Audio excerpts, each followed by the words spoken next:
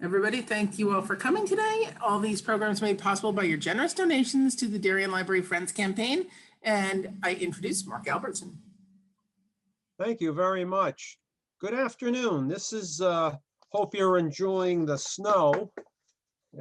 We are getting it now, although I understand tomorrow it's supposed to go up to 36 and rain. So what looks like a winter wonderland might turn out to look like the Mekong River Delta by noontime tomorrow, if the weatherman is right. But anyway, this is week 3 of the 75th anniversary of the Nuremberg Trials, or the trial of the century, as I call it.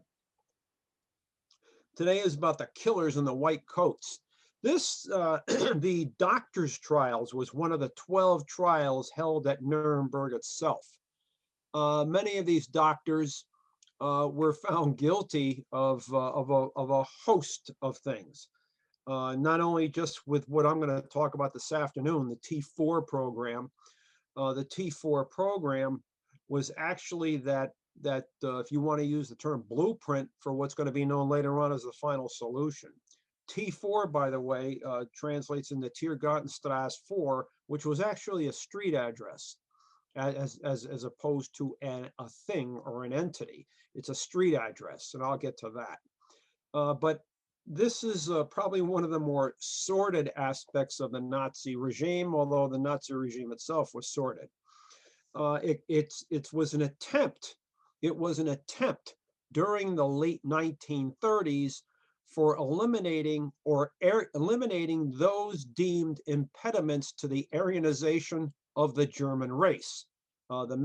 Building the master race. We have to have a healthy, virile race if we're going to go on this agenda of spreading National Socialism. And so people who are considered mentally incompetent, incurably physically handicapped, and later this is going to be broadened, and you're going to hear this again during this talk, later broadened to include people who were considered afflicted with inferior genes. Note that terminology, but this is an effort in racial hygiene. Getting rid of people who were considered, and again, here we go with the jargon, useless eaters. That term you're probably going to hear again as well. But it began with something known as sterilization. They didn't start with killing these people right away. It was sterilization. However, interesting here when we get down to this, what Hitler once wrote. And I got this comes out of Mein Kampf. And this is what Hitler wrote. Keep in mind, in past talks, I've said, and I think you've heard this often enough, Georg Hegel, the optimum endeavor of the human condition is the state. And people are second to the state. People, in the end, serve the state. Hitler comes around with Mein Kampf, and when he writes this in 1924, when in Landsberg prison, serving 9 months for an attempted coup, he writes, in general, it should not be forgotten that the highest aim of human existence is not the preservation of the state, let alone a government, but the preservation of the species. And if the species itself is in danger of being oppressed or utterly eliminated, the question of legality is reduced to a subordinate role. Guess where this is going? Then even if the methods of the ruling power are alleged to be legal 1,000 times over, nonetheless, the oppressed people's instinct of self-preservation remains the loftiest justification of their struggle with every weapon. Only through recognition of this principle have wars of liberation against internal and external enslavement of nations on this earth come down to us in such majestic historical examples. And then he writes, human law cancels out state law. And if a people is defeated in its struggle for human rights, this merely means that it has been found too light in the scale of destiny for the happiness of survival on this earth. For when a people is not willing or able to fight for existence, Providence in its eternal justice has decreed that people's end. And this is, I guess you could say, a typical Darwinian approach. The world is not for cowardly peoples. And for those of you who have the book at home, Mein Kampf, I found it on page 96, chapter 3. The general political considerations based on my Vienna period on Mein Kampf by Adolf Hitler.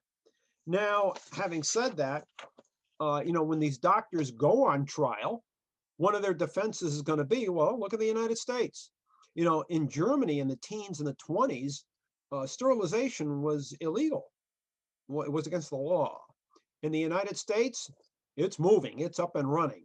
In fact, go back prior to 1910, states like Indiana, Illinois, California, Virginia, Connecticut get involved in sterilization. Again, mental incompetence, perhaps maybe the incurably physically handicapped. How about habitual criminals or people considered criminally insane? And between 1909 and by 1939, in that 30-year period, over 30,000 people were sterilized in the United States. And this is part of what the Nazis' defense was. Well, the United States did it. Where do you think we got it from? And they're not too far off the mark here. They also, of course, some of these Nazis are going to bring up the notion that yes, look what the white man here stateside did to the Indian from the 18th throughout the 20th century. I mean, some Indians used to say that they were as numerous as the blades of grass on the prairies. Not any longer, because the white man exterminated them. Well, nobody was called on the carpet for this, to be honest here. But this is what some of the Nazis are saying in their defense, doctors included here. However, interesting here what Dr. Guest says, Director of Public Health and the Ministry of Interior in the Third Reich, about sterilization. Was talking about sterilization here. It is the supreme duty of the national state. This was 1935. It is the supreme duty of the national state to grant life and livelihood to only the healthy and hereditarily sound and racially pure Volk for all eternity. This is Dr. Arthur Guest, Director of the Public Health Ministry of the Interior, the Third Reich, 1935. And in 1903, a young German psychiatrist, Ernst Rudin, urged that incurable alcoholics, get this, incurable alcoholics be sterilized. Legislation did appear in the Reichstag in 1914, but was turned back. And so the Germans, by the way, never really got into this until later. However, interesting, and I have it on this handout. I sent the handout to the Darien Library if you want to contact them, or if you know, or you can email me and I'll gladly send it to you. You can see here by 1930, interesting, 1928, the Swiss canon of Vaud passed a law according to which the mentally ill and feeble-minded could be sterilized if public health authorities determined that such individuals were incurable and likely to produce degenerate offspring. The Swiss never really did much with this. 1933, only 21 sterilizations had been done. However, in 1929, Denmark became the second country in Europe to legalize sterilization, followed by Norway in 1934, Sweden 1935, Finland 1935, Estonia 1936, Iceland 1938, and other states. In Mexico, the city of Veracruz passed this. Czechoslovakia, Yugoslavia, Lithuania, Latvia, Hungary, and Turkey. And so it was becoming more popular.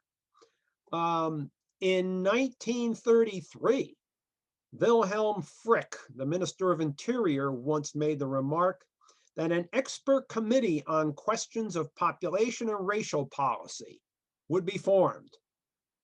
This is 2 years before that Dr. Guest made the remark he made. And that the Hitlerites were concerned that if they're going to have a virile German race without the influence, the subversive influence or pollutant influence of the Jewish strain, Gypsies, Slavs. Recall what I said at one point, and I said this in earlier talks, coming out of Austria, which filtered into Germany. Beware the pan-Slav flood.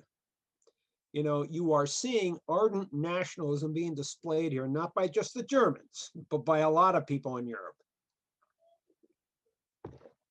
And some of this goes back to when I mentioned this in the beginning. People like Johann Gottlieb Fichte in his addresses to the German nation, having said that, you know, the Latin races and the Jewish people were degenerate races and pollutants to the Nordic strain. Friedrich Wilhelm Nietzsche, the Superman, the master race. And of course, people like Houston Stewart Chamberlain, an Englishman who was enamored with the German strain and who will marry Richard Wagner's daughter. But yes, the idea was to, when the Nazis came to power, was use sterilization as a prophylactic to preserve the strain, the German strain, the master race, the Aryanization of the German race. However, also the next step, however, they're going to get into that next step, and that's going to be the Nazification of medicine. Keep in mind, upwards of 45% of German doctors were in the SS. Keep in mind what Himmler was doing here.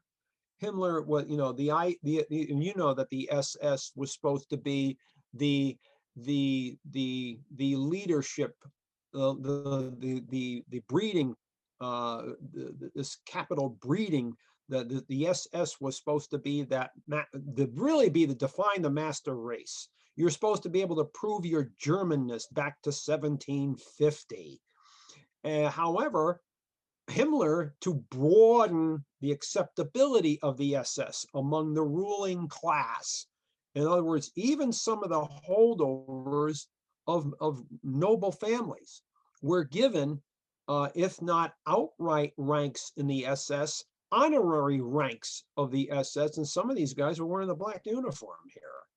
This was to create that acceptance among the ruling elite of the SS, Hitler's Black Guard. And so the next step, though, was the Nazification of medicine to ensure the proper breeding of future German generations, you know, and protect the German strain from those considered subhuman or garbage strains, and bring to an end that vermin breeding here that they didn't want. And in 1938, a man took his daughter to a doctor at Leipzig University. Man's name was Nauer. And Mr. Nauer, his little girl was deformed. Now, he wrote a letter to the Reich Chancellery.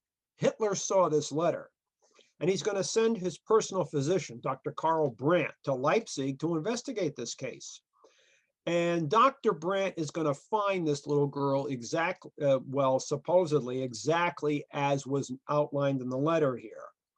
She was deaf, blind, missing a leg and part of an arm. And Dr. Brandt ordered the immediate Gnadentod, or mercy death of the child. He assured the doctors that any actions taken against them would be suppressed by the Führer. The Nauer case is that poster child expression, or that case that's going to start the elimination of children who are considered incurably physically handicapped or mentally incompetent. And the program's going to start from fetus to age 3. And so doctors, nurses, and midwives are going to have to fill out questionnaires for all patients ages, fetus to age 3. And so once a child had been diagnosed as incurable, he or she was sent to one of 30 centers. 30 centers known as, get this, yeah, I like the names of these, the Reich Committee of Institutions for Treatment. And parents will be sent letters saying that the transfer was due to a change in the child's condition, that alternative therapy or even surgery was required. Alternative therapy usually meant death, usually by injections of morphine, scopolamine, or luminol ground up in a child's food. And some of these children were terminated with suppositories. This is where they're going to go. Records were falsified. Parents were notified of the child's unfortunate demise. And by the summer of 1939, the age limit of fetus to age 3 was now raised to 16 for such reasons as Mongolism, borderline juvenile delinquency. What is that? Borderline juvenile delinquency. And also you're going to begin to see something known as inferior genes. Those born afflicted with inferior strains. This is a National Socialist euphemism for Jews, Gypsies, Slavs, even Negroes. And so by 1939, this program to get rid of, we'll call them racially valueless children, is well underway. And this is, by the way, this is to rid Germany of the infirm and the insane among the adult population, and that's coming because Hitler sees that the child's program is working, and so now he wants to broaden this. Now we've gone from fetus to age 3, now to age 16, and now we're going to blanket the entire German population. And this program will be known as T4. Now it's going to be a collusion between the German medical community, German government functionaries or party hacks, and of course the SS. And so this will make this program, and it's going to institutionalize this program because it's going to be seen as a way of Aryanizing the German race. And so in July 1939, Hitler confers with Hans Lammers, who is actually the head of the Reich Chancellery, the head of the Reich Chancellery, and SS Obergruppenführer, or the Lieutenant General, Dr. Leonardo Conti of the Ministry of Interior, of the Health Department of the Ministry of Interior. He tells them that he wants them to head a program to eliminate the adult incurables. Dr. Conti, though, wants written authorization for this. Hitler is not ready to do that. And so he's going to replace Dr. Conti with his own physician, Dr. Karl Brandt, the one he sent to Leipzig to see the Nauer child. And Hans Lammers will be replaced by Reich leader Philip Buhler in the Reich Chancellery. Both these men will do what Hitler tells them to do. They do not need a written authorization. And because Hitler does not want a public authorization, he doesn't want anything to come out in public authorizing this sordid attempt to Aryanize the German race. And because he knows many among the German population are not overly excited about physician-assisted suicide, especially if it's going to be run by the government instead of people determining this for themselves. However, getting into the fall of 1939, in October, Hitler is going to issue just such a written authorization. Now, interesting what he does here. He writes this decree, yet it's not on it's on his personal stationery, and it's not on Reich Chancellery stationery. It's on his personal stationery. And he backdates this. And keep in mind, this is written in October 39. He backdates it to September 1st. Now, the reason he's going to put it on his personal stationery, he does not want this to appear to be a decision taken by a head of state, rather a personal decision. The other side of the coin here is he backdates it to September 1, because that's the day Germany invades Poland. It's the war. It's now going to be considered a war measure, and there's going to be reasons why he's going to do that. But this is what he writes. It's very short. Reich leader Buhler and Dr. Medicine Brandt are charged with the responsibility of enlarging the competence, get this, the competence of certain physicians to be designated by name so that patients who, on the basis of human judgment, are considered incurable to the best available human judgment of their state of health can be granted a mercy death. And these doctors are going to be designated by name. And so, but interesting, note the wording here. It is not an order. He's empowering doctors to do this. Now, he writes this on his own personal stationery. He backdates this from October to September 1, consider it a war measure, but he's not ordering the doctors to do so. He is saying it's their power to do so. He's giving power to the doctors, at least at this point. That's a fail-safe method of saying, well, I didn't have anything to do with this. I didn't order this. The doctors took it upon themselves. Interesting, but at the same time, he's going to backdate it to September 1 and consider it a war measure. And there's going to be a reason for that.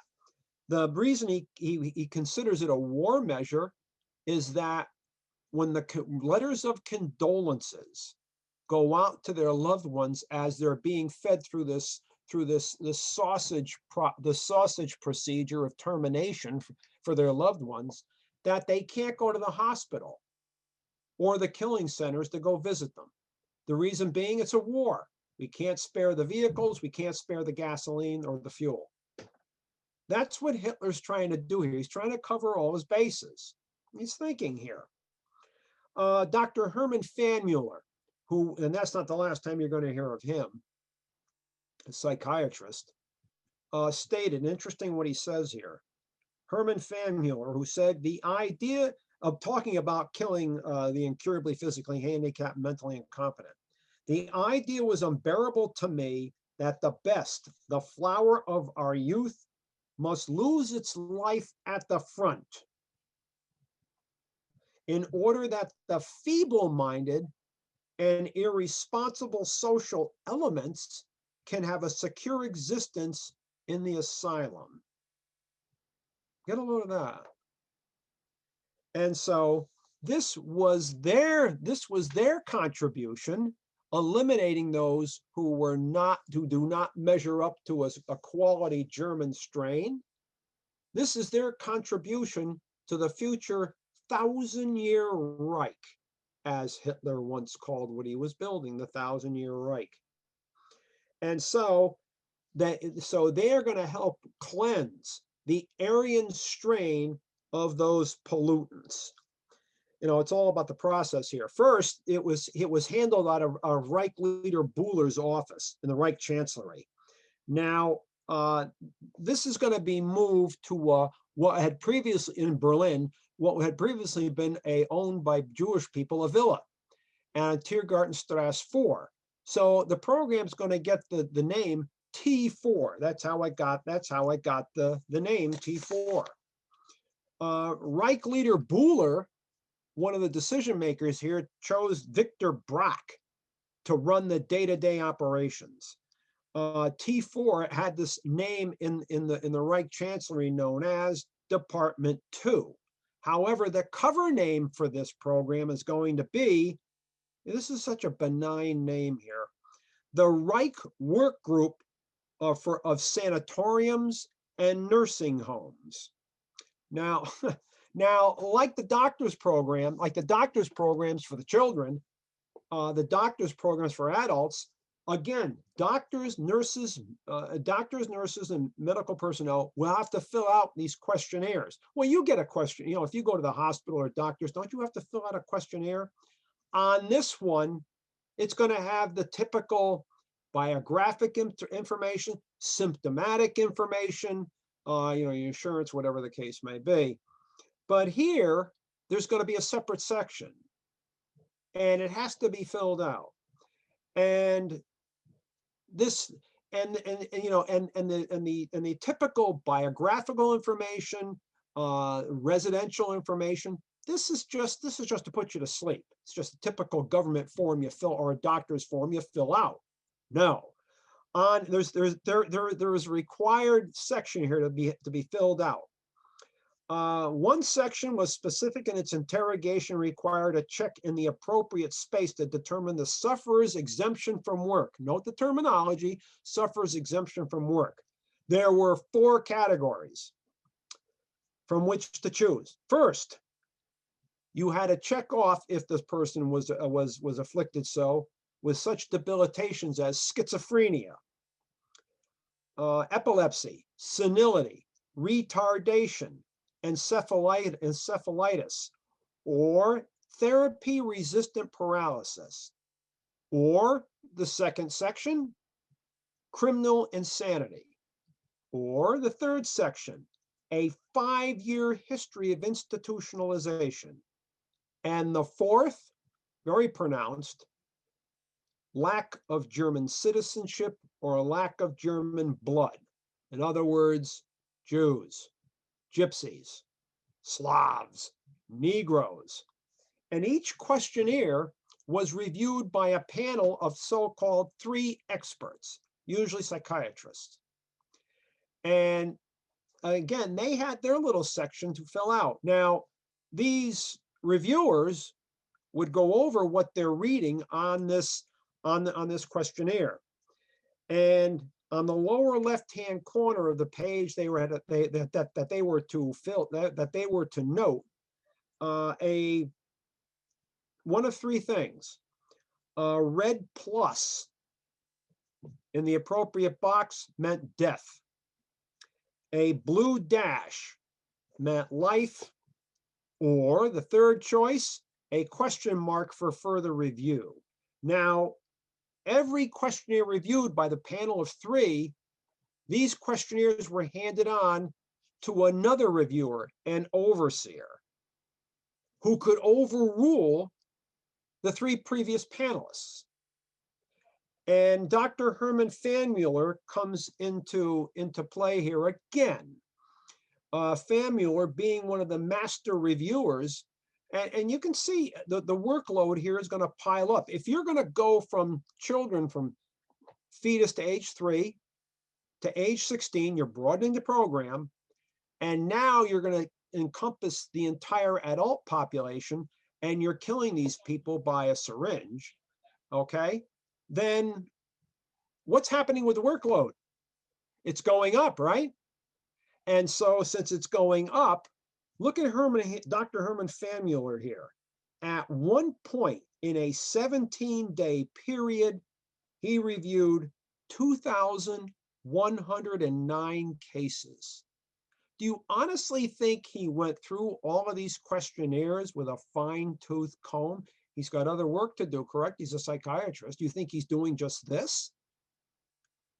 And so what happens?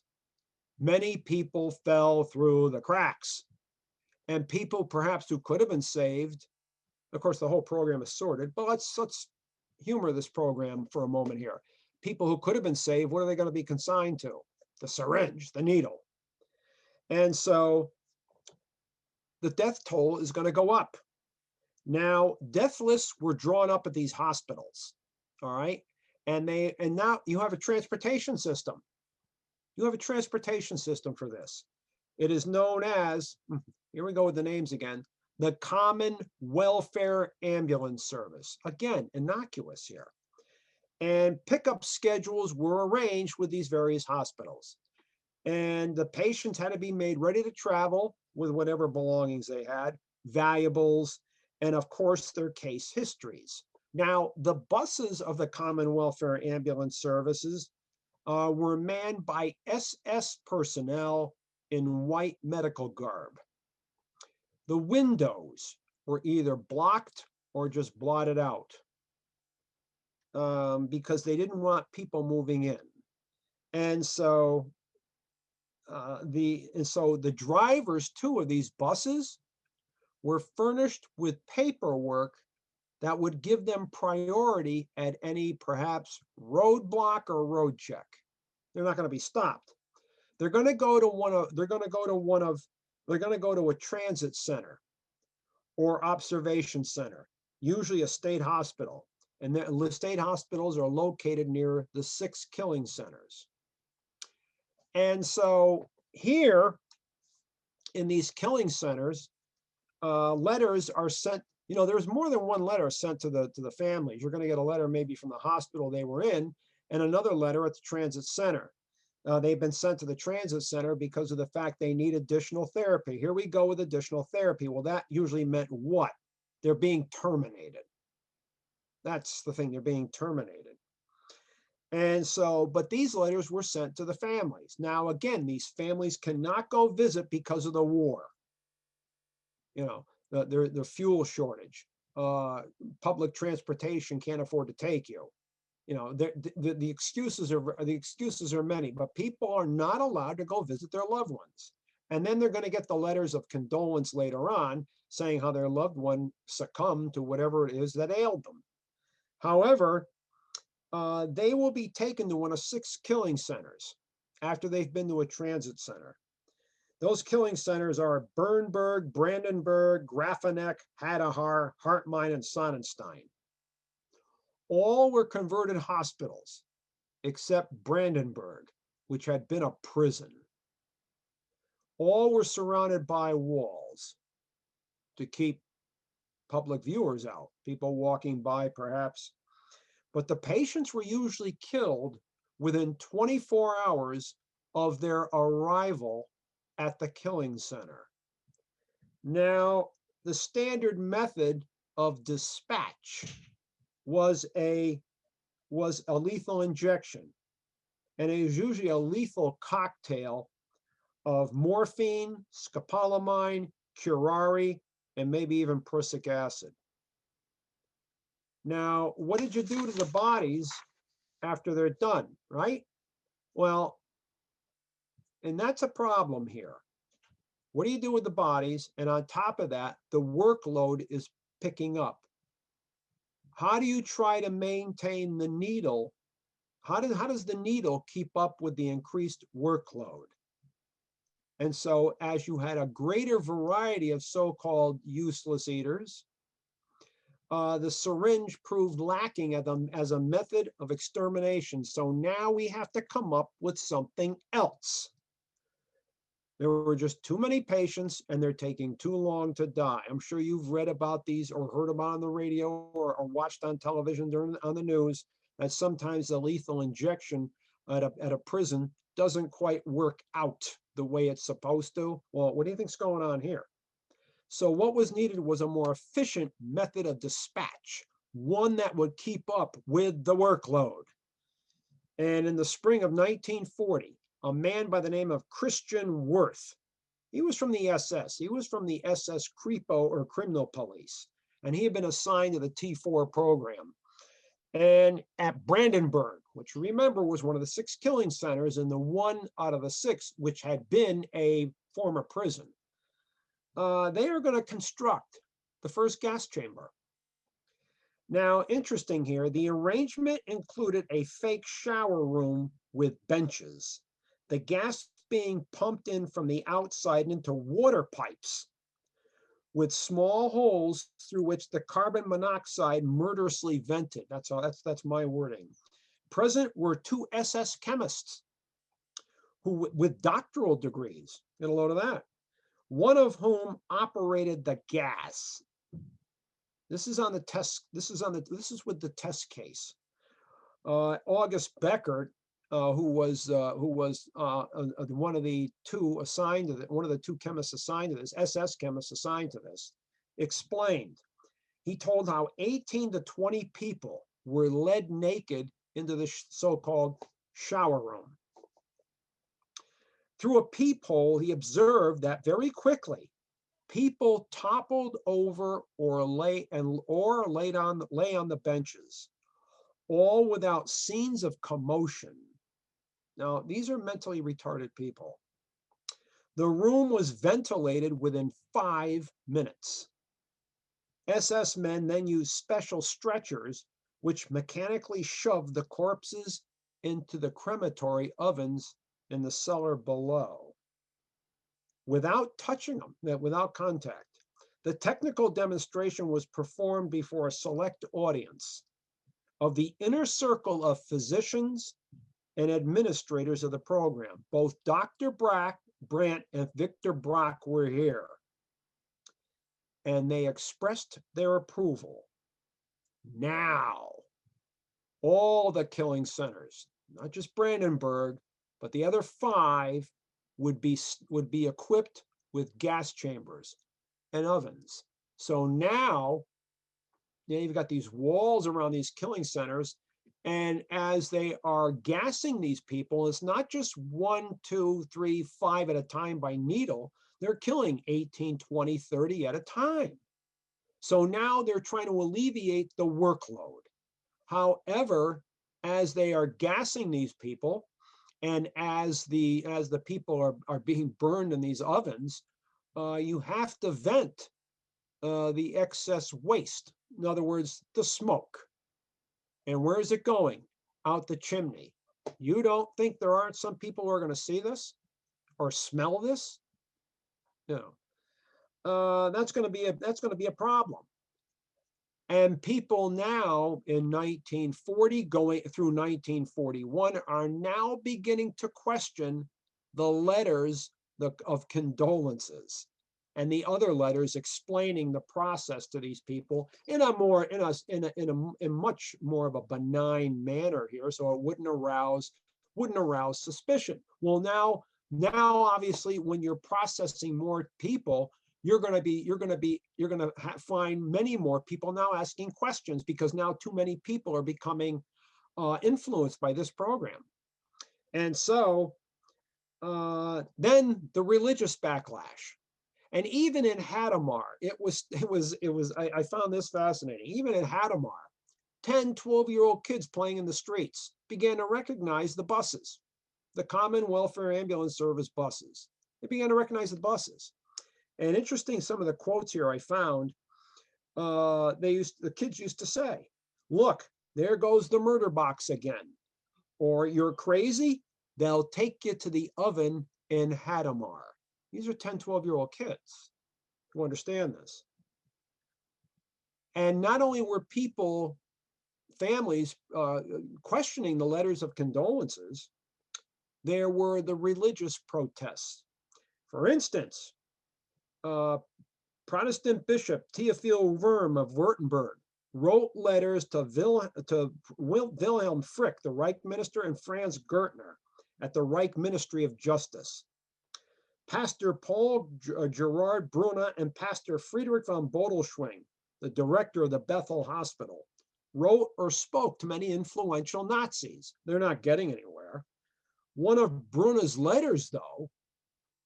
Pastor Brunner's letters, though, wound up in Sweden. And one of his letters wound up on the Führer's desk. Cardinal Michael Fulhaber of Munich caused a stir when one of his letters wound up in Sweden. And so there's now the veil of secrecy surrounding this program is now coming apart. Catholic Cardinal Adolf Bertram and Bishop Heinrich Weinken of the Fulda Conference of Bishops, wrote letters of protest.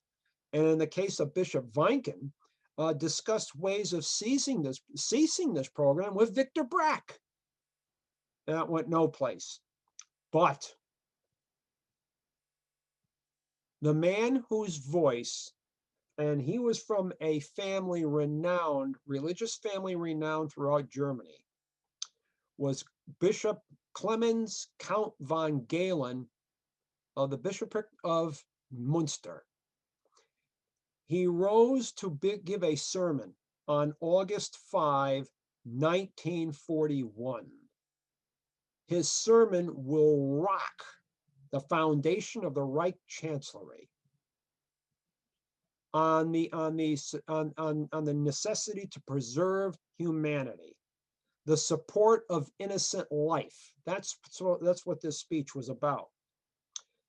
And again, it rocked the foundations of the Reich Chancellery. Of course, what didn't help was that some smuggled the speech out of Germany. Copies wound up in Britain. And the RAF mimeographed thousands of copies of this, put them on RAF bombers, and dropped them over Germany. Hitler was not only mortified, he was stung to fury. Stung to fury. He wanted this guy shot so bad he could taste it. And he's going to be backed up by some of the ardent Nazis, like Martin Bormann, Heinrich Himmler, people like this. One man urges caution here. One man urges, this one's thinking. His name is Joseph Goebbels. He talks Hitler out of this from the perspective that we need Catholic support because we have now invaded the Soviet Union. We need Catholic support against the Bolsheviks. After that war is over, then maybe the bishop can get his comeuppance. Hitler orders the end of the T4 program because going with what Goebbels advises, he doesn't want an anti-Nazi martyr. It's one of the very few instances in the short history of Nazi Germany that Hitler backed down to public pressure because he had to. Problem here is, and on August 24, 1941, he disbands the program. The program really doesn't die. It more or less gets transformed. And the doctors will still take part in this program. It's going to be known as the final solution. For the SS will take total control, and instead of syringes and buses, we are now going to see the total industrialization of this program, known as Endlösung, the final solution. And instead of needles and buses, we're now going to see gas chambers and trains. As the program is not just national to Germany, it will now encompass the entire continent of Europe, or as far as the Nazis can reach, to rid Nazi-controlled Europe of Jewish people, Gypsies, Slavs, and others considered subhuman or detrimental to the German strain. So you can see where this has gone here, from sterilization to the T4 program, and now to the final solution. And what is it? There's a saying in history where one burns books, as Heinrich Heine said, the German philosopher in the 19th century. When you go back to the book burning, the Nazi book burnings of 1933, 1934, when one burns books, one eventually burns people. And this is what exactly happened here. And so when you go back to the doctor's trials, and and you see that these were separate trials, this gives you a better understanding as to why these doctors were tried. And this program offers an example of what happens when a society loses its humanity. This idea too, which I run counter with other historians who have, and they've constantly labeled it this, not all, but some who, in fact, I'm just looking at a book right now, the Euthanasia Program. This isn't euthanasia. Go to Webster's. What will you find in Webster's? Euthanasia is what? The termination of life for reasons of mercy, be it animal or human, correct? That's go to Webster's. That's euthanasia. I'll ask you, was the term mercy really part of Nazi jargon? No, it's premeditated. This isn't euthanasia. It's premeditated medical killing where the medical community, party hacks and government functionaries, and the SS, the party watchdog, colluded on a premeditated basis to supposedly aryanize the German race. This is mass murder, however way you slice this. This is not euthanasia, it's mass murder. They're different, they're two different things here. How can this be euthanasia? To me, that's, I'm not going to say it's an apologist view of this. I just think it's not the right terminology. I think that's incorrect, which is why I did not use that terminology. If you read the handout, I called it what it was, killers in the white coats. That's what this is. That's what this is. Interesting here. Now, there are various totals here that are depending on the source you consult.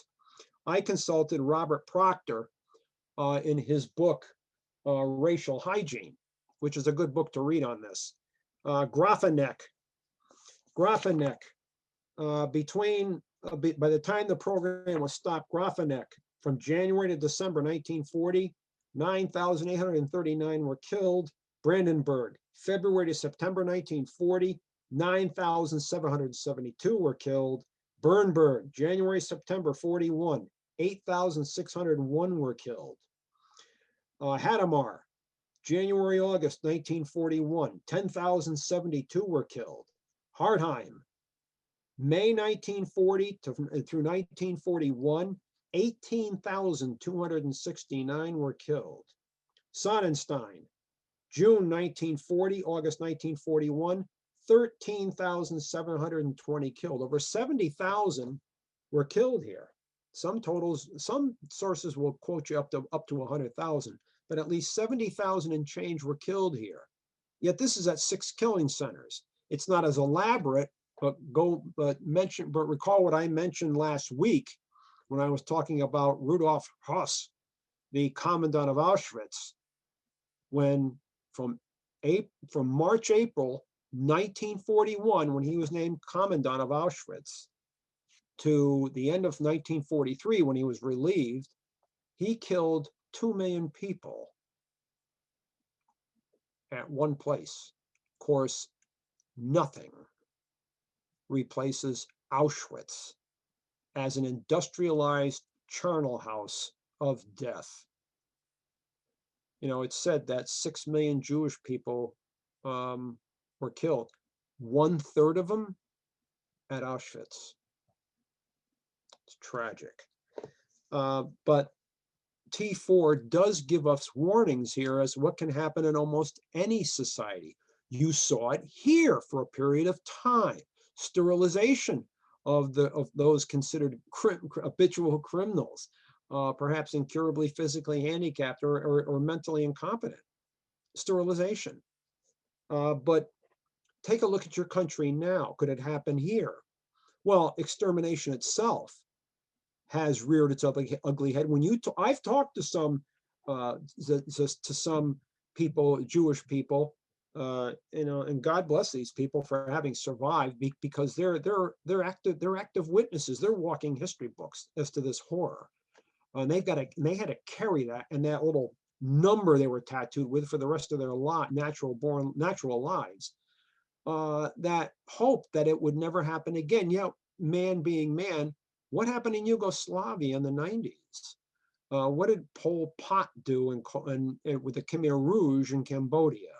What happened in Sudan? What happened in Africa between the Hutus and the Tutsis? Man can't seem to get off this merry-go-round. You know, there's always going to be somebody who doesn't like somebody else, apparently.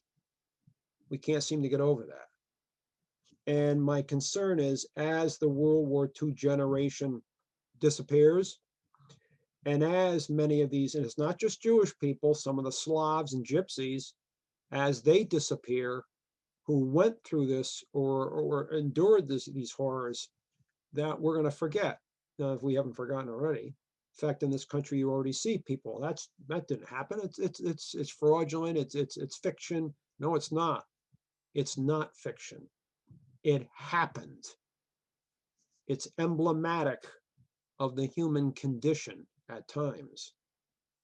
But the question here is, and I will give you something to think about, even in this country, as budgets really become strained, and you don't have the greatest healthcare system in this country now.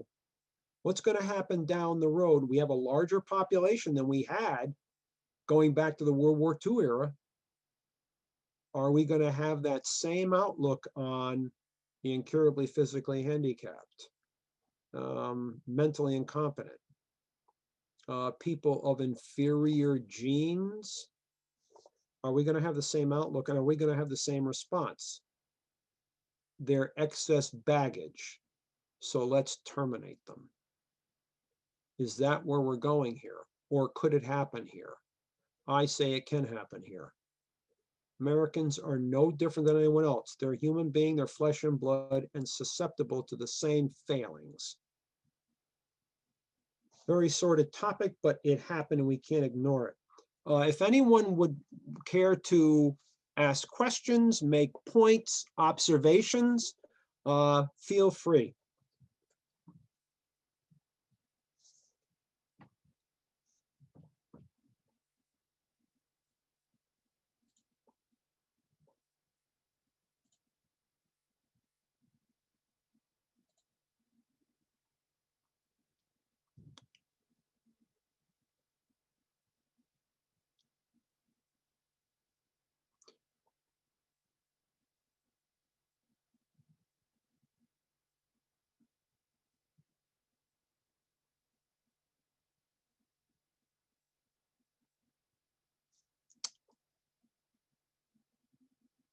You can use the chat box, Q&A.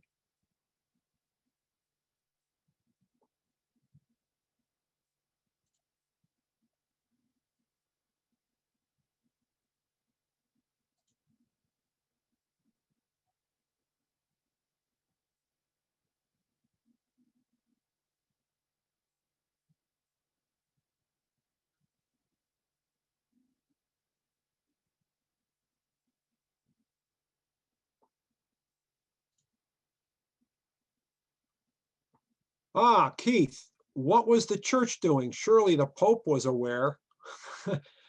Yeah, if these bishops and cardinals knew what was going on, I'm sure some of this was sent to, I'm sure the Vatican found out. And you think it's just not the Vatican. You don't think that maybe British officials didn't know this, maybe even some American officials didn't know this. And especially I'm talking about Americans because of the fact that that a lot of this, they seem to have gotten this from us. I'm talking about the sterilization program. They lashed onto this after we did. And that's interesting too, Keith, because of the fact that I mentioned, I rostered the other countries that did this, Sweden, Finland, so on and so forth, and yet you didn't see Germany on the list until the Nazis took power.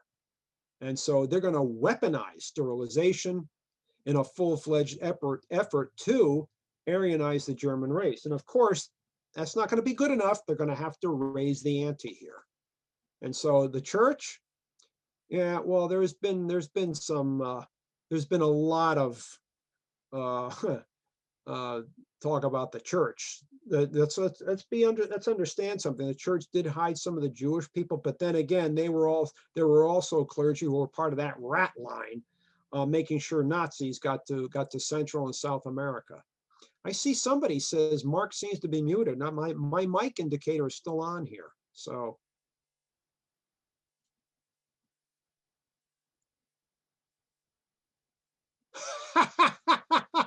Margot with a great question. Goebbels was hobbled. How did he get away? Yeah, maybe he had two afflictions. I'm not going to pick on short people, but he wasn't much taller than Peter Lorre, but he had a club foot. Yeah. Well, when you're a decision maker, you can get away with anything, almost anything you want. So, yeah. That's a great question, Margot. Very good question. Do you, anonymous attendee, do you see what's going on today with cancel culture and the loss of freedom of speech on social media leading towards something like what happened in Nazi Germany? It seems if you don't think like people in power, you're out. Yeah, I would consider that a concern. And so maybe it doesn't have a place in this discussion, but when you take a look at what gerrymandering has done to this country over the decades, and that's Democrats and Republicans. I'm not going to give the Democrats a free ride here. They're just as guilty. We've solidified the lines of disagreement in this country. I mean, you now have people in Congress, Republican or two, let's kill Nancy Pelosi. So your concern here, whoever wrote that, is accepted by me. I agree with you. And so, yeah, that's a very good question, because I brought it up earlier, and this can add to what that anonymous questionnaire has mentioned here, that, if the country becomes really financially stressed, and they don't want to, and we don't have a function, we don't have a real, our healthcare system is based on profit, not prevention. What are they going to do in the future with people who are considered mentally incompetent and curably physically handicapped? I know I'm concerned with that, because I have my oldest granddaughter is somewhat intellectually challenged. She'll never reach what her sisters are, and her sisters are younger. And so, my concern with this, yeah, is somewhat pronounced here. David Callahan, all panel. Were many doctors who had to disagree with this silenced? That's a good question. Many did not. Many people in Germany did not really question the Holocaust. Of course, some probably didn't know. I'll give you that, but you can't tell me they all didn't know. And not enough was done, forget the Holocaust, to stop this program.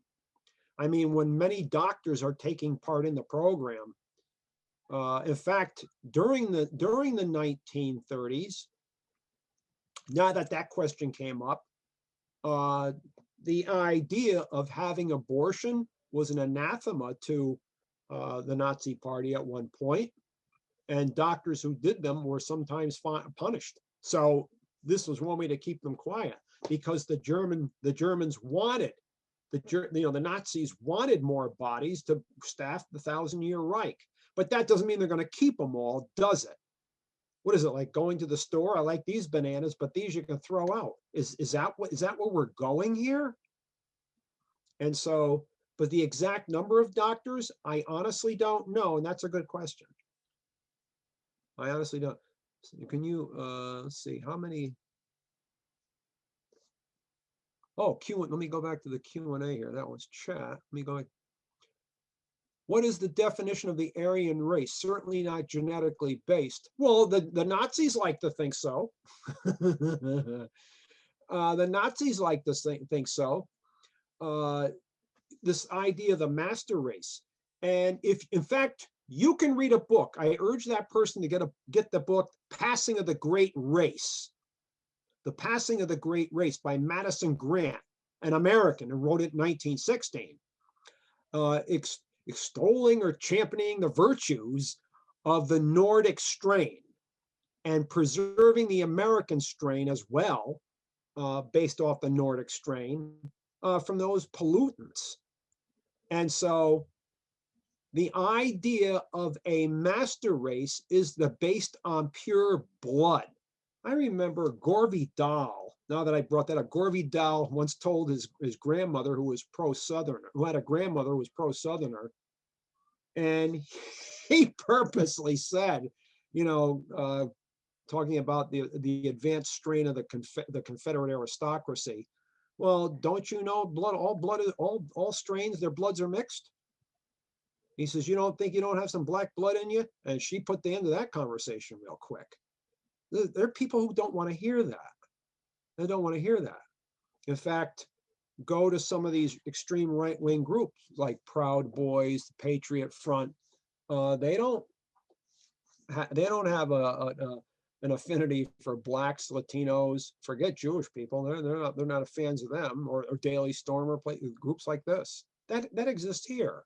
And so it did exist in Germany. And so people are, keep in mind, this is a country coming off their defeat in World War I. And you didn't have a real functioning system of representative government in the Weimar Republic, because many of your government functionaries were to the right. And so this notion of feeling sorry for me, we need a scapegoat. And that's going to be Jewish people, gypsies, and Slavs. What do you think you're hearing here now? Illegal immigrants, they're scapegoats. Muslims, they're scapegoats. And of course, we're going back to the standard Christian inadequacy, the heck with the Jewish person, or Latinos, or blacks, whatever the case may be. This constant inadequacy I hear from some of my Christian friends about that. They grow up. People are people. People are people. Should be live and let live, but apparently many in the human condition don't want to do that. And there was another question. What was the incentive for these doctors to agree with these programs? Cynthia. Well, Cynthia, there was at one point during the sterilization aspect of this. Oh yeah, there was an economic incentive to do this, because the more incentives you did, what happened? More sterilizations you did, what do you think you got paid more of? Money. And again, this is a perversion of capitalism. So yeah, that existed too. But bottom line here is the Nazi Party was looking to trim the excess baggage of the German race. That's basically what you're looking at here. That doesn't mean they're not going to resort to capitalism to do this. So.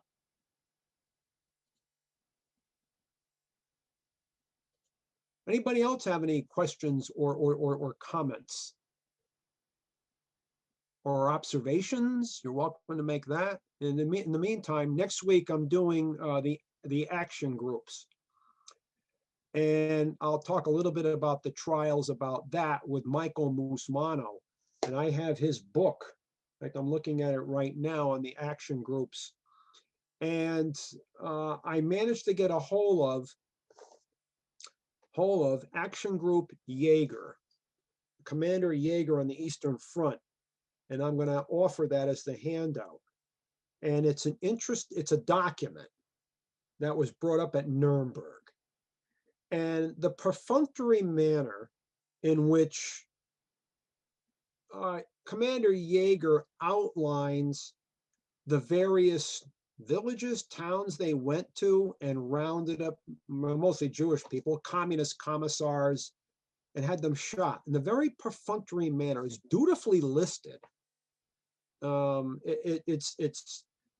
It's chilling how in this perfunctory manner. It's like an example in accounting here. You're listing the source of the numbers, and the numbers go on the right side.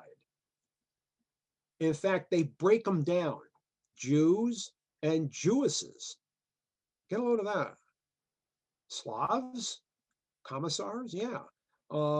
It's fascinating. In fact, I also have the in my collection the Stroop report. Jürgen Stroop is the one who cracked down on the in the Warsaw Ghetto in 1943. And these entries, I have the entire diary. These entries are very perfunctory. It's like going to a job 9 to 5. It's very dry. And we're talking about the ultimate, if you want to use the term game, human, life or death.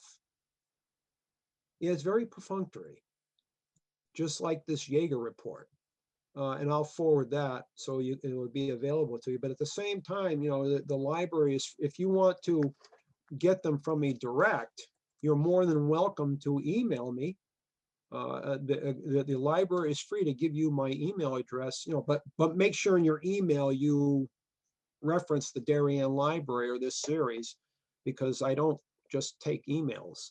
I try to be as circumspect as possible with emails. But if you note the Darien Library, sure, I'll send it to you. No problem. No problem. Or if you have questions afterwards, send them. Send them. I think that's it, Mark. Yeah, I think so. Thank you so much for today's talk. Thank you. Excellent. Well, everybody have a good day. You the same. And thanks again. All righty. Bye-bye. Don't forget to check the hubcaps on your car. All right. I will. Bye. Yeah, have a good afternoon. Have a good evening. Stay well. You too.